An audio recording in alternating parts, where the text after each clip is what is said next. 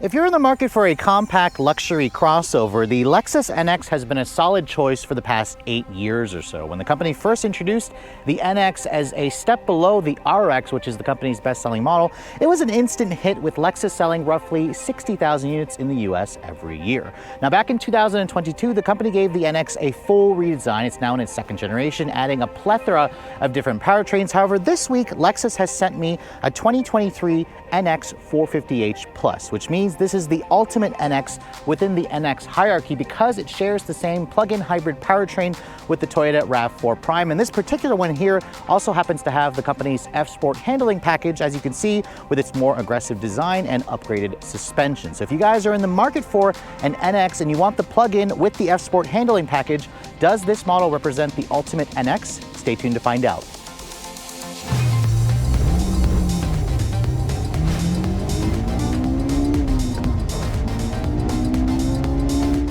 Now, before we start talking about the exterior styling of this current generation NX, I want to remind you guys what's powering the 450h Plus. Now, Lexus offers a choice of 4 different powertrains. This model here sits at the very top of the hierarchy because it shares the same plug-in hybrid powertrain with the RAV4 Prime. And if you guys have seen my previous videos on this car or the RAV4 Prime, you're going to know that I've praised this powertrain quite frequently. This is basically one of the best plug-in hybrids that you can buy on the marketplace. It combines a 2.5 liter naturally aspirated 4-cylinder that runs on the Atkinson cycle. The engine on its own makes around 181 horsepower. Nothing terribly special there. However, because this is a plug-in hybrid, it has a much larger 18.1 kilowatt-hour battery pack and 3 separate electric motors. There's 2 at the front, 1 at the back, giving this vehicle standard all-wheel drive. The electric motor on its own makes roughly 179 horsepower. When you combine everything, this vehicle offers a total of 304 combined horsepower. Now, if you're keeping score of the competition, something like the Volvo XC60 Recharge and the Audi Q5 plug-in hybrid, this actually has the least amount of power, but it is slightly lighter versus those competitors, and this has about 2 more horsepower versus the same powertrain in the RAV4 Prime. It all goes out through an eCVT, and the gas engine on its own gets about 38 in the city, 33 on the highway for 36 combined. That's if you run it as a hybrid without plugging it in. If you plug it in and use the electricity out of the battery pack, you'll get roughly 84 mpge combined, which really doesn't mean much. We'll talk about the fuel economy later on during the driving scene. Lexus claims 0 to 60 in about 6 seconds. I suspect it's going to be quicker. That's what I got when I had a RAV4 Prime for a full year. It was actually faster versus Toyota's claim, slightly faster. This vehicle has a top speed of around 124 miles an hour. And you can also tow up to 2,000 pounds if you get the towing package. As this one sits, it's the heaviest NX because of the larger battery pack. It'll give you, or it weighs in at roughly 4,500 pounds, and you'll do roughly 37 miles on a full charge, which is the highest in the segment. However, the Volvo only is down by 2 at around 35 miles. The Audi gets roughly 23 miles on a full charge alone. But let's go ahead and close the hood and talk about the exterior styling. I have to say, the one that Lexus sent me is probably exactly how I would configure this car myself, although the interior is their circuit red New Lux leather, which I prefer. They would offer like a black and white, cream combination. But you can see this is painted in ultrasonic blue mica. This is an F-Sport exclusive color, and it is probably one of the most beautiful blues you can see in the segment because of all the metallic fleck it has. It's just a very deep, rich blue. The F-Sport model also includes its own unique front fascia, its own unique styling. This model, NX, was introduced last year. As you guys know, it's got the redesigned headlights. My tester also has the optional triple beam full LED headlights, so it's an LED low and high beam, LED turn signals, and then you also have LED fog lights. The grille openings here you can see are functional. It's painted in black. They have these kind of intricate L's that almost form like a mesh pattern. If you guys go for a non-F-Sport, the grills won't be quite as large, and you also can see there's also a silver painted front lip. Lexus just started introducing a model called the F-Sport Performance that includes a black painted front lip. The F-Sport handling, like this one, has the silver lip. So again, that's how you can tell this apart from some of the newer Lexus models. Now, moving around the side profile, you can see this NX is about 3 inches longer than its corporate sibling, the RAV4, at around 183.5 inches long.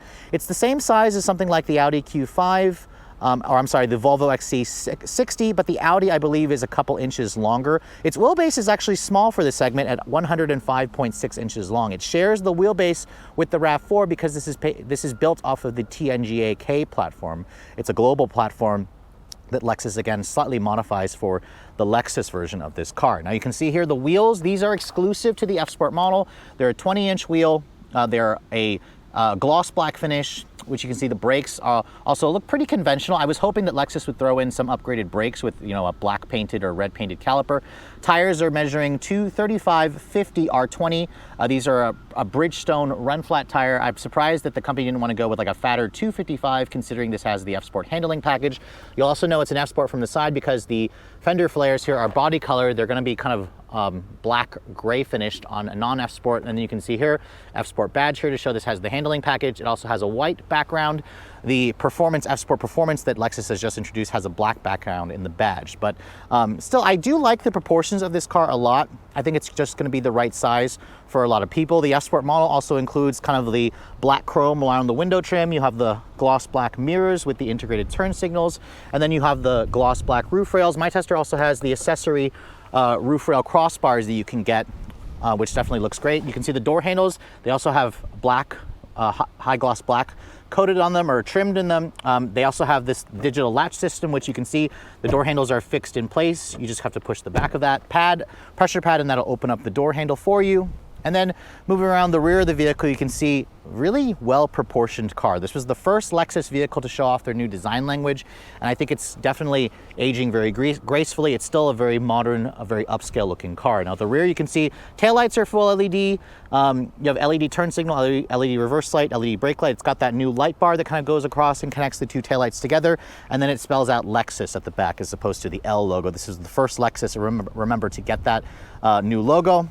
NX 450h Plus badge. The Plus shows that it's all a plug-in hybrid. Surprised Lexus doesn't offer like a black badge option from the dealer. I'm hoping they'll eventually add that as an accessory. You can see the NX also includes, or the F Sport also includes these fake vents along the side, and then you have more of that silver trim along the rear of the vehicle. And then down here you can see my tester also has the accessory hitch, which is for the activity mount. This is where you can mount a bike to that. It's a dealer accessory that you can get when you purchase this vehicle. Opening up the trunk, the NX is still sadly on the smaller end for cargo capacity, but they did improve it over last year, or over the previous generation, which offered like just under 19 cubic feet of space. Now this has almost 23 cubic feet of space. You can see this cargo cover does make it look a lot smaller. If you get rid of this, the sloping roof definitely eats into the space. A RAV4 has roughly 10 more cubic feet versus this vehicle with the second row seats up. If you do fold down the second row, which sadly you can't do from back here, you have to go to the side to open the second, or to fold down the second row. It expands it out to around 46.9, so just under 47 cubic feet. Makes it a little bit smaller actually than the previous generation by the numbers, although Lexus claims you have more space, and it has roughly 10 to 20 cubic feet less versus its competitors. So just keep in mind the NX's cargo area is smaller than a lot of its competitors, but still it's very usable. Now underneath this load floor, you can see there is a little bit of storage, actually a pretty good amount of storage. And then the plug-in hybrid does eat in right here because that's where the 12-volt battery is. If you guys go for the non-plug-in, you'll actually have that empty space there where you can use it as storage. When it comes time to charge the NX 450h Plus, you can see on the passenger side rear, this is where you're gonna find the J1772 plug. Obviously, this is the standard plug in the US. There is no DC fast charging on a plug-in because it's just not necessary. I mentioned earlier, this has an 18.1 kilowatt hour battery pack, 37 miles of EV-only range. My tester has the optional 6.6 kilowatt onboard charger, which means if I plug it into a level 2, it'll take about 2.5 hours to fully charge this vehicle. If you have the slower 3.3 kilowatt charger, it'll take about 4.5 hours. If you plug it in on a level 1, which is your standard 110 outlet at your home, it'll take roughly 10 to 12 hours. So most of you can get away with using a slower charger, a trickle charge. But again, if you want the full experience, make sure you get a level 2 installed in your home. It'll basically cut the time down to 2.5 hours, which is plenty fast. And to get 37 miles of range is also among the best in the segment. So personally, I think the outside of the 450h Plus with the F Sport package looks pretty good, but what about the interior? Let's go ahead and show you guys that. But before we get inside, here's the key fob for the vehicle. This is the current Lexus fob. This vehicle also has the option for using your phone as the key if you guys have access to the Lexus Interface app, which I sadly don't have access to. I mentioned earlier, this door handle is fixed into position. There's a pressure pad. You push the back of that, that opens the door for you. If the power goes out, you simply pull on that, and that will unlock the door for you as well if the power goes out, as a fail-safe. Now looking at the interior, you can see the blue exterior and the circuit red Nulux interior with the F-Sport package is definitely a little overwhelming. I personally think this interior looks great if you guys go for like the black exterior or the ultra white exterior. With the blue, it's a little bit too much for me, but again, that's all personal taste. I love the F-Sport seats. You can see they are far more aggressively bolstered. They kind of have like a two-tone look. These are heated and ventilated, and they adjust in 14 different ways. You can see F-Sport is embossed into the actual front head restraints. And then looking at the door panel, you can see it all looks pretty nice. The F-Sport includes this kind of aluminum trim with a soft touch injection molded plastic on the upper dash, padded over here, which is nice. And it's also, you can see leather stitched with more of that Nulux and the kind of like a gray, dark chrome finish on the interior trim. The window switches have that typical high quality Lexus feel, which is really nice. It's one touch for all four. You have power folding mirrors, 3-person memory seats, and then down here you can see it is hard touch plastic. My tester also just has the 10-speaker Lexus premium sound system. The Mark 11 is not available on this car. You'd have another speaker here if you did, which has 17 speakers. The 10-speaker one sounds okay, but I really hope that Lexus offers the upgraded audio for all you audiophiles out there. Now getting inside, this vehicle has, I want to say, around a little over 7 inches of ground clearance, so you have a nice, easy step-in height to get into the car. And then when you get in and shut the door, it has a nice solid sounding thunk. Wouldn't expect anything less from a Lexus. Turning the vehicle on, you can see the start stop button is right here, which is high up in the dash. It makes it very easy to see and find because the steering wheel doesn't block it.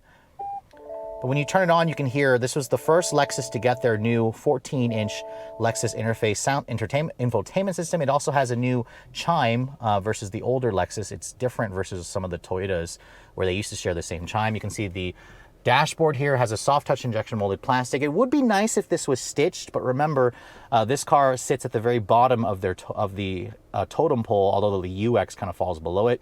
But overall, it definitely has a nice look. It's a very cockpit-like driver-focused feel with this kind of big sea of piano black plastic with this massive 14-inch screen, which this is optional, standard on the 450h Plus, but the standard screen is about 9.8 inches, where you'll basically have a lot of unused black area here, which it looks a little bit cheap. This looks a lot better, a lot more modern. You have a 7-inch fully digital cluster here, which this to me is behind.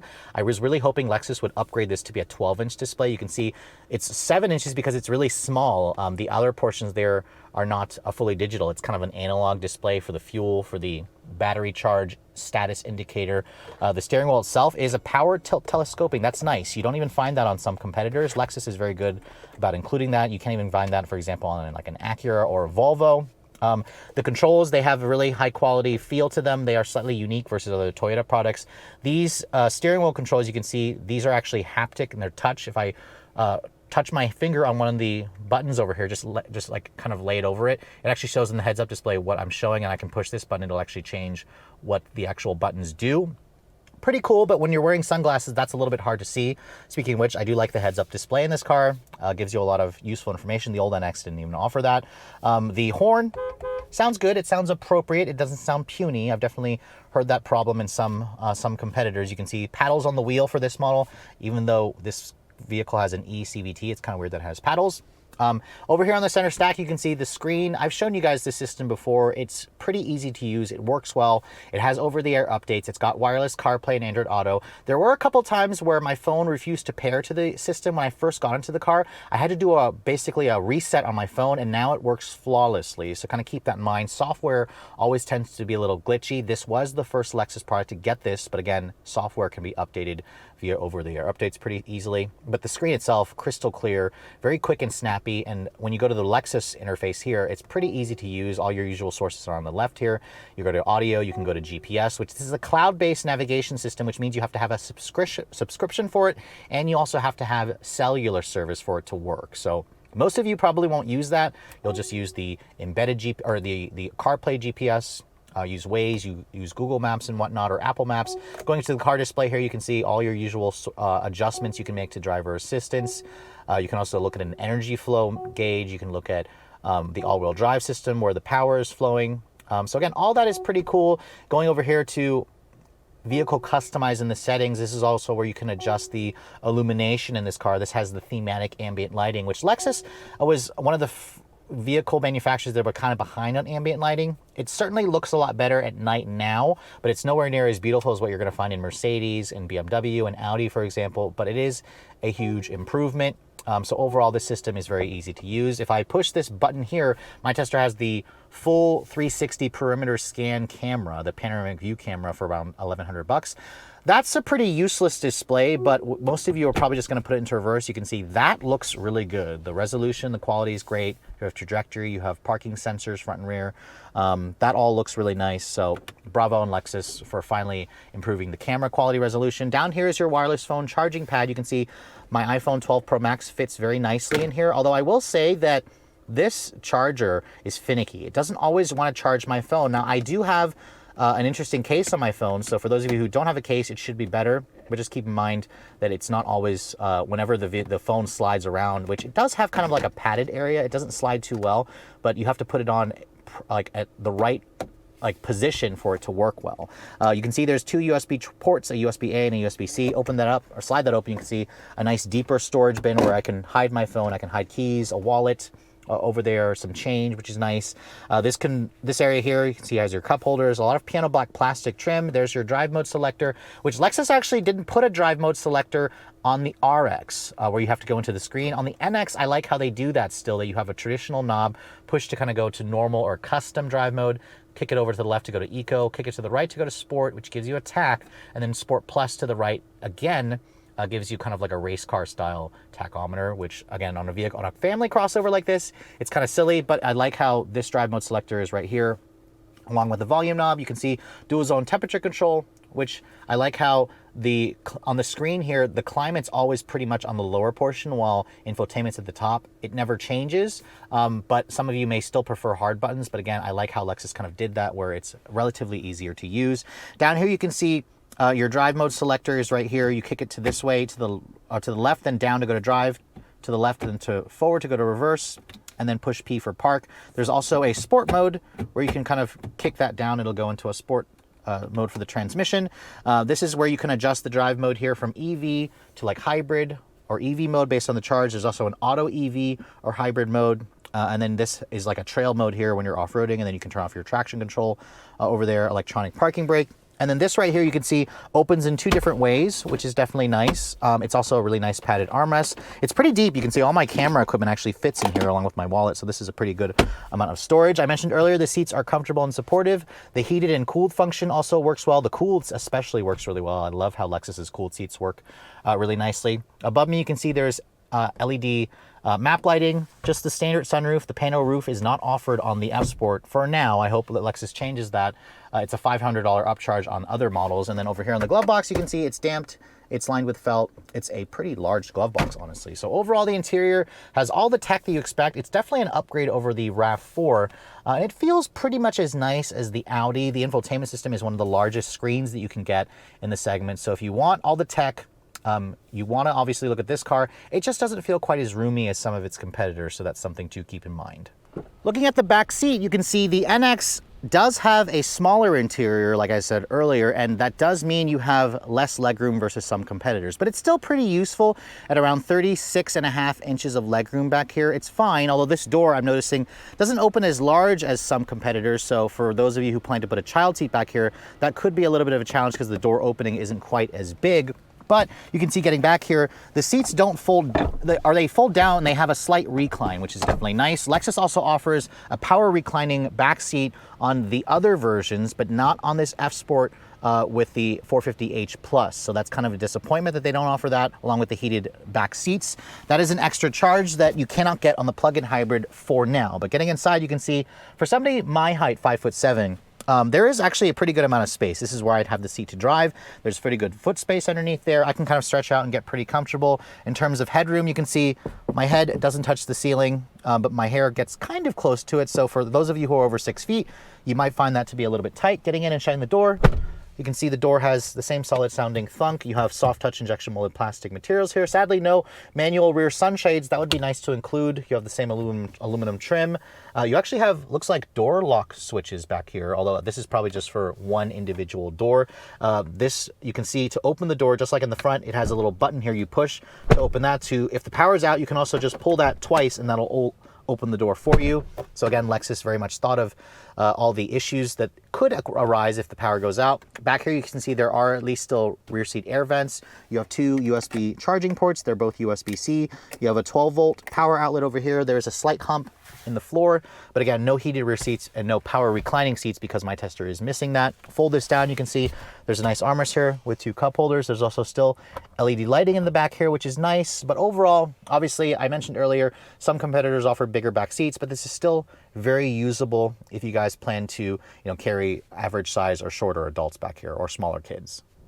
All right, so the last time we were driving an NX 450h Plus, it was the base version, so the non-F Sport. As you guys know, with Lexus, the F Sport is basically a handling package. So we have adaptive dampers, we have a more aggressive look, we have unique wheels, we have unique styling. So it's not necessarily going to be any quicker. The 2 vehicles weigh roughly the same, but I just want to do a quick 0 to 60 test in this car because I believe I got 6 seconds in the non-F Sport, and of course that was last year. It was in the winter time, so now it's fall, the temperature's around 60 degrees. It's probably the perfect temperature for a vehicle like this to live in, so we're going to test out a few other things, but let's go ahead and make sure we're in Sport Plus. The vehicle has about an 80% charge right now, and we're just going to brake torque it.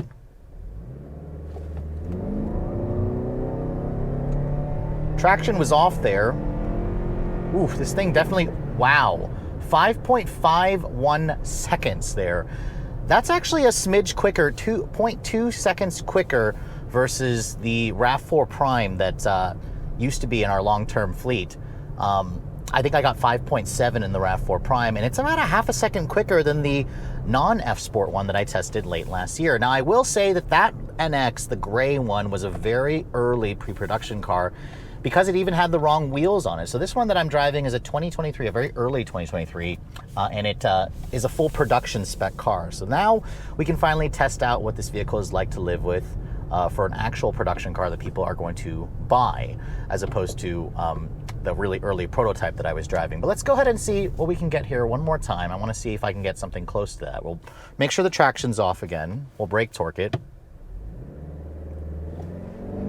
Wow, this thing feels so quick off the line because of the electric motor, but 304 horsepower, oof, 5.9 seconds there. This is with it going slightly uphill. So back there it was more on level surface, but 5.5. What's funny is this powertrain is actually the slowest out of all the plug-in hybrid competitors. I mean, there's the Volvo XC60 Recharge, which I drove, the updated model that has like 455 horsepower. That'll do it in roughly a second faster. I haven't had a chance to drive the Audi though, the Audi Q5 plug-in hybrid. That one Audi claims will do it in about 5 seconds flat. But still, 5.5 is no slouch. And the cool thing about this car is when you drive it around, in electric mode, I switched the drive mode here back to EV only. This vehicle has the ability to basically drive in electric only all the time when the battery is, has some charge in it. I believe the battery, when the battery drops below 10%, or I'm sorry, drops below 20%, that's when it'll start to kick on the gas engine whenever you start demanding maximum acceleration. But the cool thing about this car is when you have it in EV mode, I'm still in Sport Plus right now, you basically just put your foot down, it'll still drive in all electric mode, and I'll do a 0 to 60 test with this vehicle in all EV mode, and it's going to be considerably slower because remember, the electric motor, when it's just working by itself, only offers around 180-ish horsepower. If you can believe it, that's actually the most powerful electric motor in the segment. The Volvo XC60 Recharge has roughly about 130 horsepower from its electric only. I think I got around 14 seconds 0 to 60 in that vehicle when it was just electric only, so that's kind of a good benchmark to kind of set, although I believe this one's going to set the benchmark. It's definitely slower, but it doesn't feel that much slower because of the electric motor torque. It actually will spin the front tires, which is kind of funny because remember, there are 3 electric motors. There's 2 in the front, 1 at the back. That's how this vehicle gets all-wheel drive, is because of that back axle electric motor. There's no physical connection between the gas engine and the rear drive shaft. It's all just powered by an electric motor. But this is where the NX feels so satisfying in this mode because it's so quiet. It drives like an electric car, which is nice. But let's go ahead and see what we can get here, 0 to 60 on just EV. I hope I can get to 60 on this little stretch. It feels really quick off the line, which is nice. But then as soon as your foot goes to the floor, it's still to the floor, it's not really doing much. It's not really doing much. Come on, come on, come on. 9.15 seconds. So again, it's about half a second, or it's about twice as slow, 0 to 60. But still, 9.15 is plenty acceptable for most people in around town driving. And that's kind of the beauty about Toyota's hybrid system. It's paired with an eCVT that feels like you're driving an electric car. It gives you a taste of an electric car with the instantaneous torque. You just notice that when you really put your foot down at highway speeds, you're going to be wanting that gas engine. But here around normal, like around town, it just has plenty of acceleration to kind of get out of its own way. It's so quiet in here. And because this is the Lexus NX, unlike the RAV4 Prime, there's more sound deadening materials in this vehicle. It just is a little bit more quiet. I wouldn't say it's the quietest in this segment. My tester has these accessory roof rails, which are adding some wind noise. But I will say that the road noise is a little bit less versus the RAV. Again, it's not eerily silent, but only when you have it in electric mode, you're going to notice that. Now, around some corners, this vehicle does have the adaptive variable suspension. It's got that F Sport Tune suspension, and it's definitely still soft. The steering is very, very light and devoid of feel. It gets slightly heavier when you're in Sport Plus. I mean, obviously, this is a handling package. The NX has a competent feel. It feels solid. It feels secure. Obviously, I don't think it's going to be the sportiest option. The BMW is going to be sportier. The Alpha is going to be sportier. But it feels pretty much on par with the last Genesis GV70 that I drove. The ride quality, however, is really good. With the adaptive variable suspension, even in Sport Plus, it has a really plush ride. If I want, I can kick it over to normal mode. This will soften the dampers a little bit. The steering gets a little bit lighter, and it just kind of glides. It glides over the bumps. It just feels like a luxury car. The visibility in this car is also pretty good. The view out of the front is fine. These pillars are a little bit on the thicker side, but I can see everything out of the front, the sides, the back pretty well. My tester is missing the digital camera review mirror, which frustratingly is a $250 upcharge on 2022 models. It should be standard at this price point, considering, you know, the status of this vehicle in the hierarchy. But the seats are also really comfortable. I love these F Sport seats. They're a little bit more aggressively bolstered. They hold you in place really, really well, especially if you're going to be doing enthusiastic driving. This car has a more, you know, sporty look versus the actual sporty feel. It's there, but remember, this is a Lexus. This isn't like an NXF or anything like that, or even an F Sport Performance. I would think that there is actually room in the lineup for an NX F Sport Performance if Lexus wanted to take it a little bit further. But still, this is by far, if you're going to drive, I've driven all the NX versions, although I haven't really had a chance to spend a full week as of this filming with the 350h. I will be doing that soon. This definitely has that, you know, ultimate NX feeling, and I suspect that most of you are going to really like that. Now, I want to talk about range and fuel economy real quick. In my week's worth of testing, I averaged I was able to get around 35 mpg when you're just driving it in pure hybrid mode. In electric only mode, this thing will go about 37 miles on a full charge, and I was actually able to do a little bit better, around 38 to 39 miles on a full charge in these more ideal conditions. Again, that's when I had the climate control turned off. It would drop down to 35 with the climate control turned on, but it's still excellent range, the best in the segment. The Volvo comes close now at 35 miles of range. The Audi has roughly around 23 miles of range, I believe. But you can't beat the overall combination. And sadly, the one thing about this car is it used to be about the same price as a regular hybrid. Now, because it doesn't qualify for the tax credit, it's going to be more expensive. Is it worth the extra cost without that tax credit? Honestly, for me, I would do it still, only because it gives you that taste of a full electric car, especially if you do around town driving, and you're also getting an extra like 70 horsepower. So that alone is worth the extra charge that Lexus, you know, asks you to pay for this model. It's just a pity that it no longer qualifies for the $7,500 tax credit as of this filming. So if you're in the market for a compact luxury crossover, there are certainly no shortages of choices. I mean, there are so many options, from the Europeans to the Americans to the Koreans. The Genesis GV70 comes to mind. It's a very strong entry. And the Lexus NX, while it was late to the party back in 2015, the original NX, I always thought had way too many compromises for me to recommend it. Now that I've spent some time with the second generation NX, more specifically this plug-in hybrid model with the F Sport handling package, I have to say this car still has plenty to like about it. There's a lot of strengths here. The plug-in hybrid powertrain is just smooth, refined, it works well in the real world, and consistently gives you almost 40 miles of all-electric range, which makes it the best in the segment. Its horsepower is the lowest in the segment at 304, but as you guys saw, 0 to 60 in 5.5 seconds is no slouch. And then 0 to 60 in electric only at 9 seconds is about half or about 5 seconds faster versus most of its competitors. I'm talking about the Volvo. I'm talking about the old BMW X3 plug-in hybrid when BMW used to offer that. So this model here